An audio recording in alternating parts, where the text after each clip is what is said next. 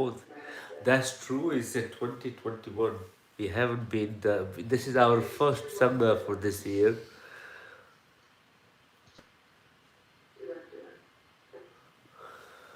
Okay. Hello everyone at YouTube, and hello everyone at the Zoom. We have a quite handful. Well, beyond that, I give you my greetings for New Year, best wishes, and I hope you guys had a good start of the 2021, and every day is better than yesterday anyway. Today is always great, depending how we look at it. So first thing when you wake up, just grateful that you are breathing, and you are getting out of the bed. That's the first gratitude we should have. When you wake up, when you take the first breath, when you become conscious of your first breath, find the gratitude for the very first breath. When you become mindful of it, that yes, I am taking that breath and I am grateful for that start. So your mind, your mood will automatically change. And that's how you should start the day. In a, traditionally, when I was living in Gurukul, we had in a prayer, used to look at our hands. And before we touch, we pray for Saraswati, we need to pray for Lakshmi, we need to pray for Ganesha, all the blessings in the hand, And then we need to touch the earth that we are about to put our feet, the day we are going to walk today. If we do any adharma, or if we hurt anyone while being on the earth getting out of the bed. But for me, it was very difficult because I didn't have a bed. I had to sleep on the floor. So I roll out of the little mattress and on the floor. So still you do the custom, because it's not about praying, but it's actually about remembering that you are on the earth and you still have feet underneath you have still have earth under your feet, and then you go give respect to your teachers and the elderly people in the family. There was, for me, it was my Guruji. So every day, either the 2020 or 2021, even they, it's been several days in even 2020, you were very grateful for. There was lots of people, you were not one of them, who have actually left this body. That was a good grateful to be every day. So I wish everyone 2021 to be a very great year ahead, and everyone have a good, prosper 365 days coming ahead, one down, 364. So, meantime,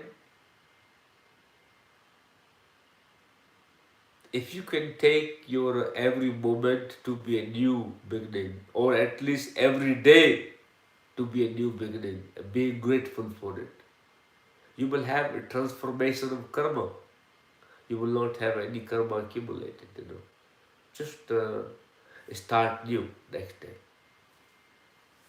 So, on that note, we have a very handful of lists today for the questions, and some questions I may be able to answer today.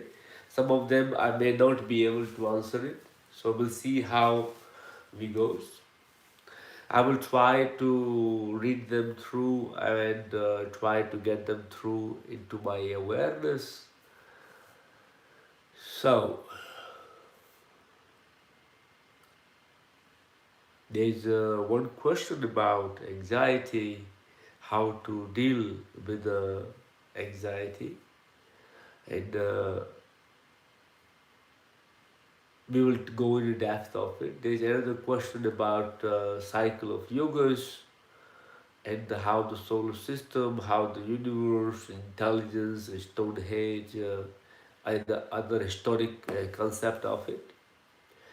Then there's a very interesting question about can we talk about Sangha effects of substance, i.e., alcohol, plant-based derives, mind-altering substance, i.e., mushroom, weed, so on, and what effect they have on the body and on the subtle body during while you are influenced by the drugs. In the past, I felt very connected to nature when I was under the influence of those substances, not me. Okay, I'm still reading the question here. So,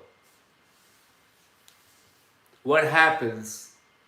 Do these substances remove a layer of resistance, relax the thinking mind, allows us to see what great yogis and sages see without using them? And there's another question regarding very historic activity that going along in the globally about the health concern. I can't say the name because YouTube will block my the video, so I will keep it. Everybody understand by the sea. And the person have developed some anxiety because family member is suffering from the great sea.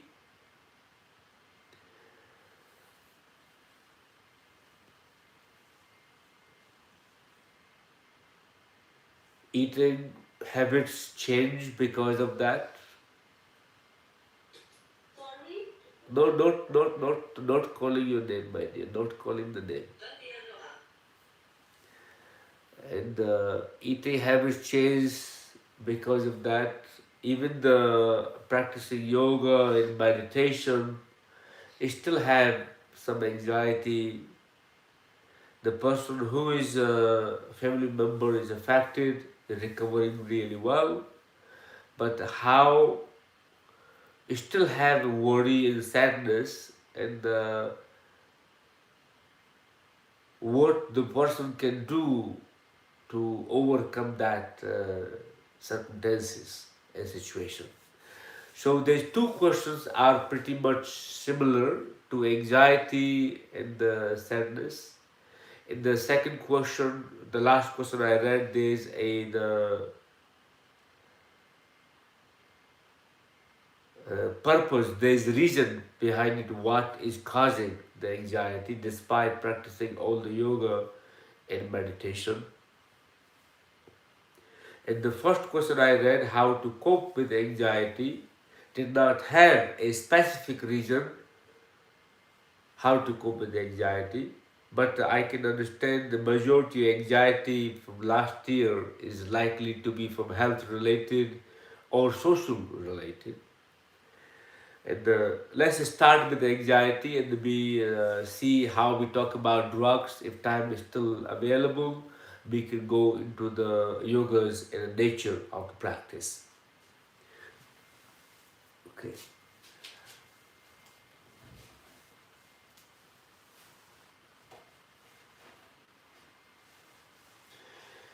So, first part,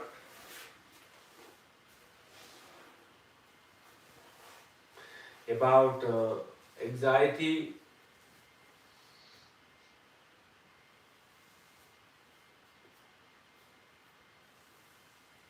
The human nature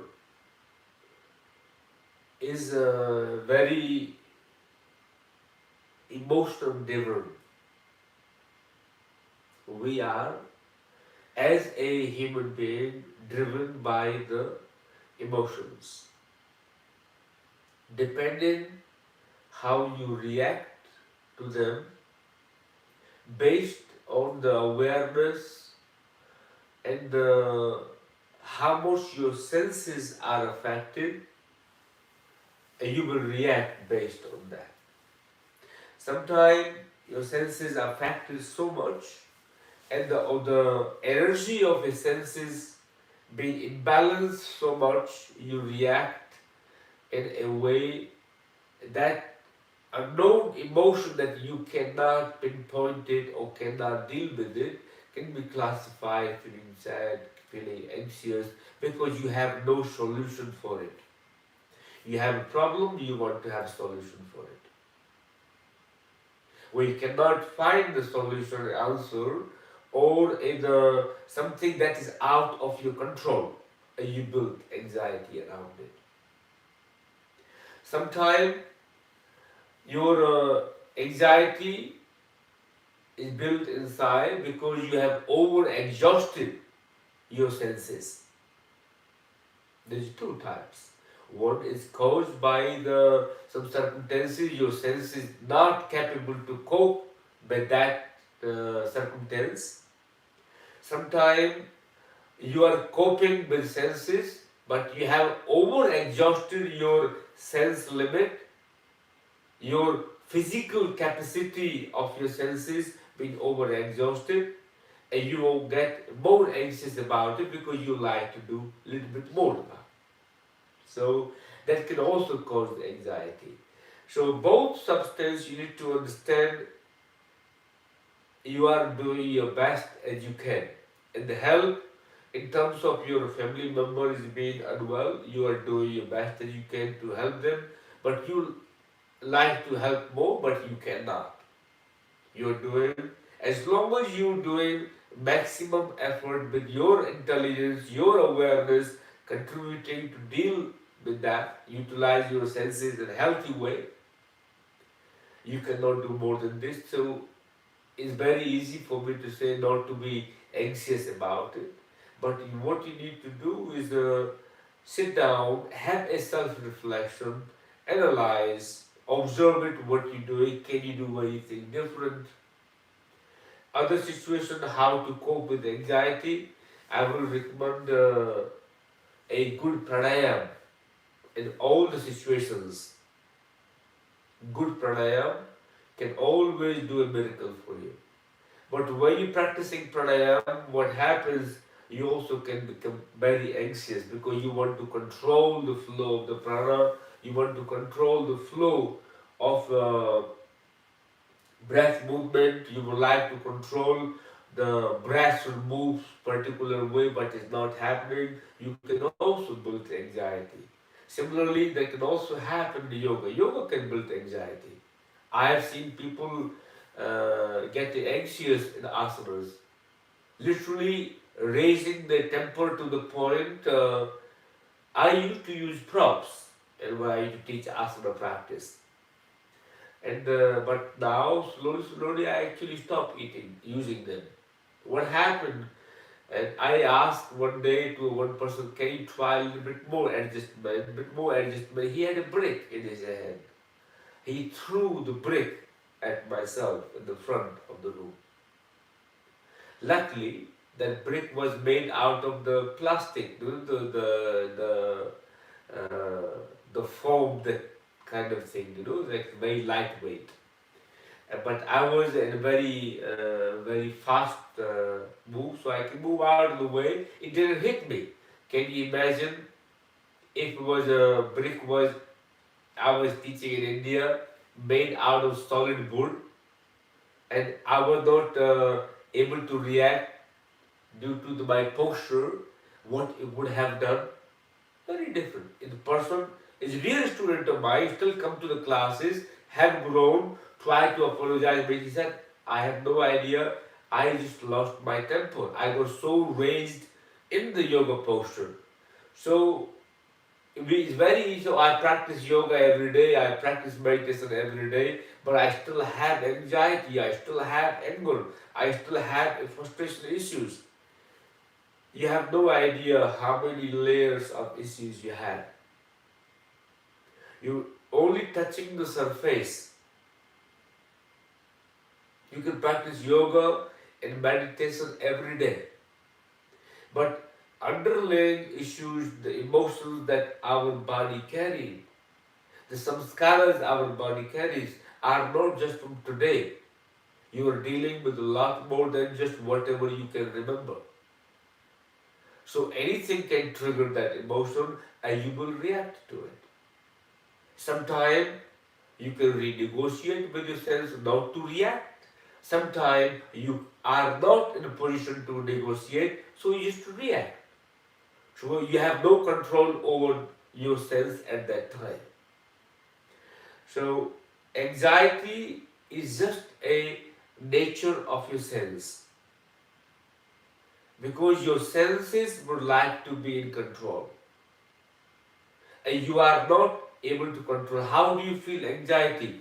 Through your sense, through your bodies. If you feel like your hands are twitching, you're constantly itching, you get restlessness, agitation in the body, means you are not centered in the body. Your nervous system is over-exhausted or overstimulated. So both things are same. Excitement, anxiety, the excitement and stimulation, both same. Or under pressure, or you would like to do something but you feel helpless, the same situation. Similarly, when your nervous system is overstimulated or under pressure, you will react and your senses will not be able to coordinate with the vibration that is flowing through your body. Best thing I can do, advise at the time, sit down, do a longer savasana. And when you try to do a longer savasana, it's all kaya sthiram, basically, the not to move any part of your body. I will recommend really for 20 to 25 minutes or 30 minutes of completely playing dead. Playing dead. Even you feel a great urge to move your feet, your toes, the itch the nose, or pick up the ear, try to adjust the posture, do not move. Increase the willpower. Increase your stamina. Increase your breathing capacity. When you are anxious, your breath is very shallow. So what you can do, have a good pranayama. After pranayama, have a good kaya sthiram, like playing dead for good 20 to 30 minutes. But means dead body don't move. So when you play dead, you're constantly moving the toes, constantly moving the legs, and especially definitely no music because dead bodies cannot listen to the music. Unless they are able to listen, they are not dead.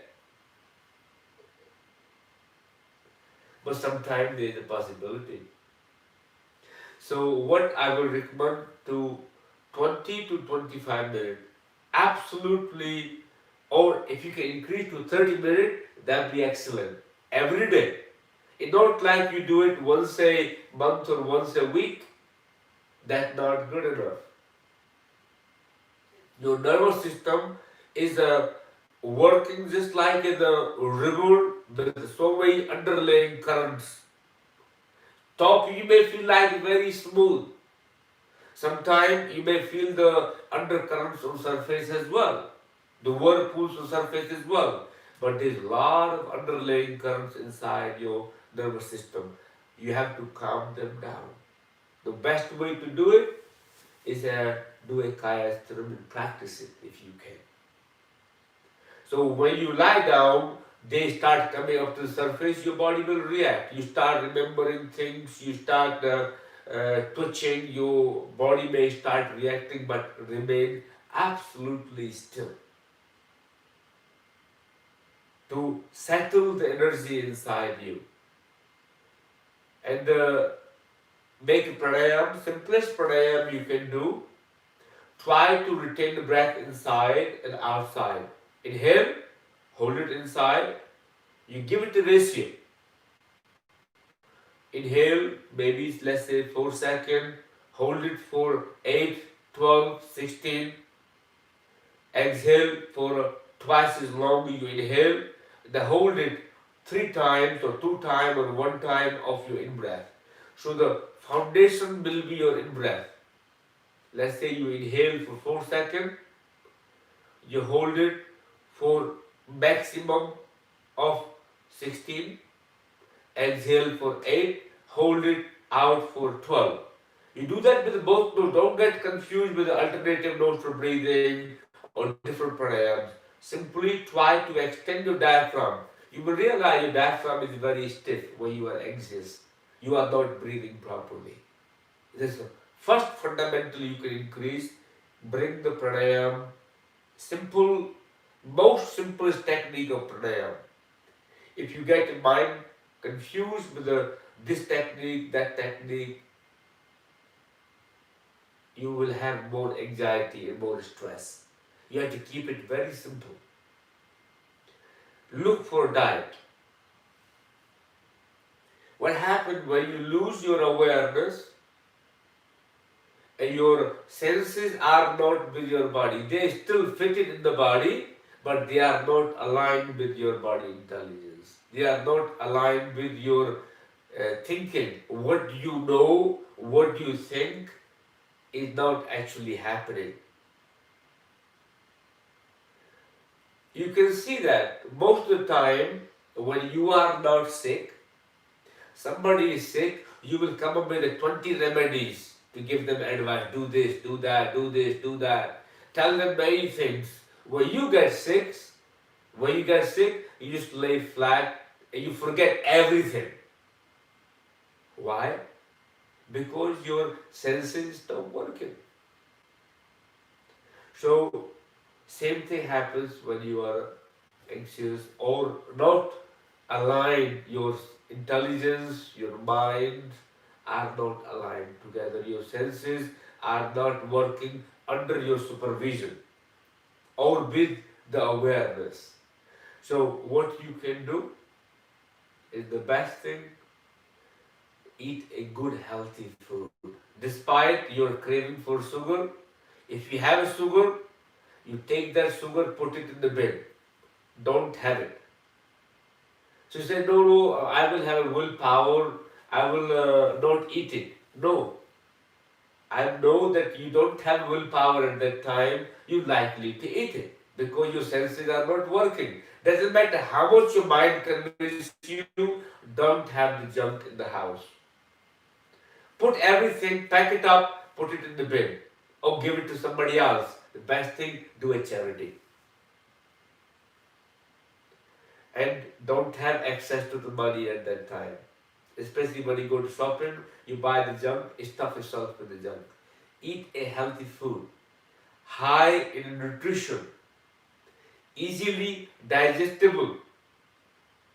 Your body will crave salt, your body will crave sugar, your body will crave bread, your body will crave something that is absolutely not healthy for you. The more you put that in, your more screwed up nervous system you will have, more anxious, more depressed, more tired, more lethargic you will feel. You just go down the spiral, basically. The food is the worst start, early stage that you going down the hill. Despite practicing all the yoga and meditation. So, how to cope with it? Build a good stamina. Influence your association. If you have a friend in that circle, and anxiety where you feel really low and down, drop all of your friends who actually hold on to your negativity. Drop them off. It's better not to have them. Because they feed you, and you feel they actually giving you sympathy, comforting you. But what actually they're doing, they constantly reminding you to feel sorry for yourself. They don't want you to grow. Because if you grow, they will have nobody else to give advice to and feel sorry for. If those are worst friends you can actually ever have. You may not like it, what I have to say, but if any of your friends like to keep you low, do not want you to grow, it's the time to tell them goodbye. Because they are your enemy, not friends. So, if you feel any of your circle at the time who is down the hill, same as you, because like-minded attract the like-minded, yeah? Remember that part, yeah? If your vibration is here, you likely to have same vibration people. Try to hang out with healthier people. Change your relationship, not your family relationship. Don't do that. Means your circle of friends, try to uh, have a somewhere where your mind can feel influenced, can feel uplifted. So if you have in a negative mindset, circle of people who constantly drag you down, try to shift away from them.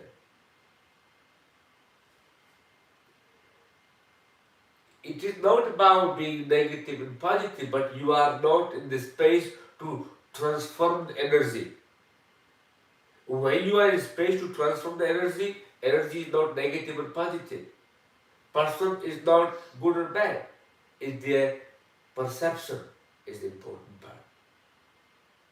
So do that as well. That will also really be helpful. Okay. So I hope that makes some sense to you. And that is a first step. Try that for a week or 2 or 3 and see how it goes. When you take any step, don't do it for the check boxes, okay? You must live a life, yeah? Drink a lot of water, no sugary drinks, especially not cup of tea, 5 times, 10 times in a day. Cut down the acidic food, increase the alkaline food in the body. Food that easily digestible, drop the meat off. Find a food that easily digestible and gives a nutrition to your body that can last longer. Eat more fruits that have plenty of sugar. So that will be my simple advice. Watch your diet, practice pranayama, do a longer savasana, drink water, not sugar water or the flavored water. Anything toxicity, stay away from it. Alcohol, I will definitely not recommend it. Because you want to have little alcohol to feel calm and numb the brain, your worst enemy. That will be your worst start. What it will do, it will feed the anxiety, will feed the stress. Alcohol and drugs are not recommended when you are not good state of mind. Or even when you are good state of mind, I will not recommend them ever anyway. So that will be the good start for you to do. And second question, I will go for talk about the effect of the substance, alcohol or plant-based mind-altering substance, i.e. mushroom, weed, on the body and subtle body, mind and soul.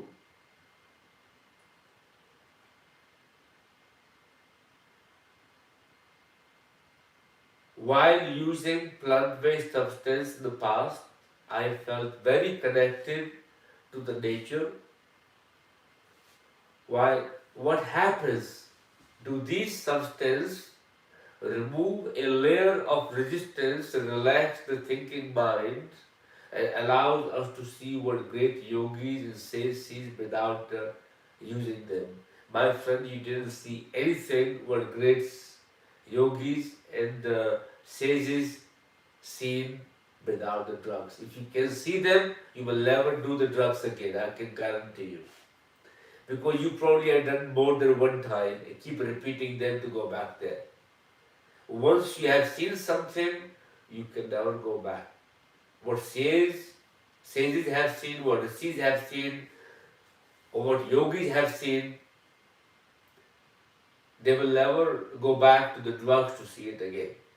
Because one time experience is so impactful, it alters the life. So you don't need a drugs to alter your perception for a of very small period of time. Personally, those drugs does not work. If they work, one time will be enough. Drug, if they work, one time use will be enough for you to give you enlightenment. Why do you need to go back, take it over and over and over, become addicted to it? So you probably like a certain psychological thrill. And the most of the drugs you do, you have no awareness, or you have no awareness, what do you see is irrelevant. It could be just a story somebody told you that when you take this drug, that's what you see. When you take this drug, your mind repeats the same story. You did not see anything, you just watched the movie that somebody have told you or played during the influence of the drug. Mushrooms and weed, yes, definitely they have impact on the body. You lose awareness of your senses, you lose awareness of your mind, you no longer aware of your bodily presence. So it does take away your conscious mind, it does take away your resistance. Have you seen lots of people when they get influenced by drugs, they get end up married, next day they wake up and they realize what they have done. The most marriages happen sometime under the influence of drugs, sometime, and there's some city in US I heard of it. And sometimes you fall in love under the influence of drugs, then you realize after 6 months or 2 years or 1 year it was a big mistake, then you did fall into pieces and walk away from each other. That it also happens under the influence of drugs sometimes. Sometimes under the drugs, you get so influenced by it, you are seeing psychedelics, basically universe. You get massive tattoos all over your body. And you walk home, and you wake up next day with tattoo, and you realize, how did that happen? So those things also happen. So basically, you have no good state of mind at the time. So what you see, what you experience in that state of mind is nothing to do what sages and yogis have seen. There is somebody waiting in the room. Uh,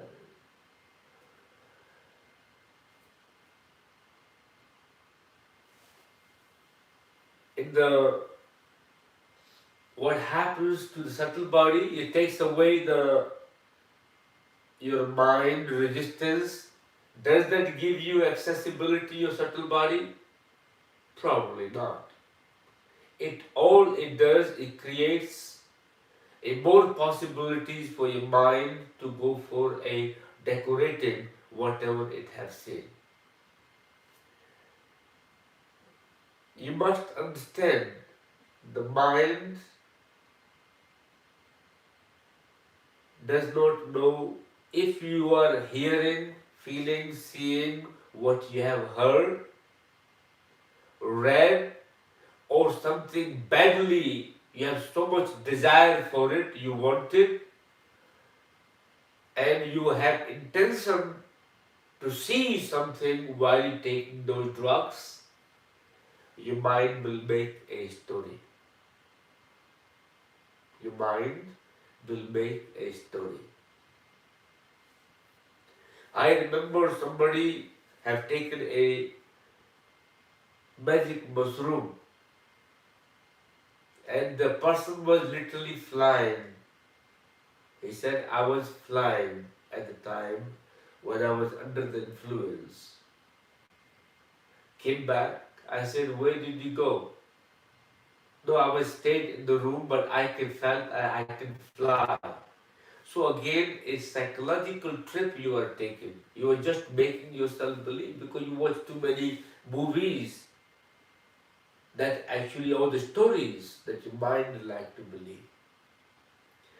I will recommend anyone not to take any of those drugs. To have a greater experience, meditation is the best. Your body can produce every drug that you actually need in your life. Even to feel higher, why do you want to take a shortcut anyway? Shortcuts doesn't work. Most of the time when you take shortcuts, what happens? You end up in an accident with your own self. Some people says the Shiva smokes the marijuana. I don't think so, my friend. Not the Adi Yogi I know of. I have not seen any single yogi in my life. I met plenty of them. Proper one, not Babas down the street, you see them. A smoking and all. Not taking any. For you, your body is a temple. When your body is a temple, why would you like to bring a drug into it? Why would you like to drug it? It is temple should be kept clean. You work to clean your system, not to put drugs into the body. That will influence the chemical level inside the body. That will create fluctuation to your central nervous system. Why would you do that? If you go high, then you are bound to go low. Because that high you have experienced was not natural, was not came from within your body. It was stimulated and experienced. That was injected and influenced by outer substance. I give you an example. Let's say when you're really, really high, having a party or having a dance or your birthday coming, you get very high, no? When your birthday coming, you get high or something very, you are waiting for something to happen for a long period of time. A time comes near, you get really excited, you get really happy, really high. When that finishes, that peak reaches, what happened? You feel sad, you feel down, you look for what next, you start looking for the new excitement. Same thing are those drugs. They are not natural. Your experience, what you have felt those times was not natural. It did not alter your perception, did not alter or awaken your consciousness or taken you any further in your spiritual development. If it have taken you, I would have seen that change in you, my friend, because I know you are my very dear student for a good some time. There is still same battlefield before drugs and after drugs. It have not changed. So please, whenever your mind desire for it, don't take them. When you meditate, your body produces the highest drug you can ever do. The best one is a bhakti. Develop a bhakti. You get devotion, so much joy comes inside you, overwhelming joy. That is also a drug, but produced by the body, but itself, not external force. So, meditation, your netra, your third eye is the biggest drug. Your pineal gland produces so much that you can feel really, really high. You can literally have ecstasy if you can meditate. If you don't know how to meditate, that's a different story. The drugs doesn't work. So, what happens during the influence of the drugs? You don't see what yogis and sages have seen. You have seen whatever you have read or somebody told you, whatever you like to hear it, and whatever you like to believe. Connected to nature, you may get connected to your tamasic nature for sure, not your sattvic nature. Tamasic nature is addiction, dependency. Sattvic nature is freedom, no dependency. You get one time high, you don't need to go again because you reach that state. You establish your awareness in that nature. But if you have taken the magic mushroom, the weed, marijuana, ayahuasca, any of those drugs, you do it one time, you have effect maybe 2 days, 3 days, maybe a week, then you have a story inside the mind playing constantly. Then you get a urge, I want to go back. You run back to it because you like that high. And what it does, it creates a fluctuation in your nervous system. You become bipolar. You develop a polarity. One is really high mind, one is low mind. You start feeling the low and high. You create a larger gap between your really excited, really happy, and really high and very, very low. The gap is larger. So you develop a bipolarity.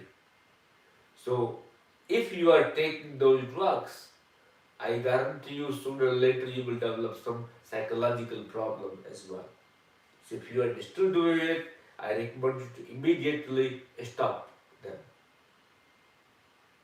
Second part, during meditation or bhakti or understanding, you don't need a drug to understand because when you are under the influence of drug, you're no longer available. Are you conscious? Are you aware? When I meditate, I'm feeling high. I'm also very aware that I'm feeling high. I have full control over my body. I have full control over my senses. But I'm sure you are not at the time. So, it's a very big difference what yogis and saints see during the meditation, what people see under the influence of the drugs. So I hope that answers your question. And regarding the yogas and the pyramids, the history of Vedic civilization is Sanatana Dharma, and the universe and yogas, we talk probably next week. On that note, thank you everyone. Namaste. There you go. Please remember that the Sangha will be on YouTube. You can share it, watch it. Also, if you like it, you can tell your friends. If you have more questions, do ask. If you don't on YouTube, there's some more videos from past. Watch them as well. Very useful information. And share it if you can to your friends who might be also able to benefit from any aspect of it. Okay. Hari Om. Thank you.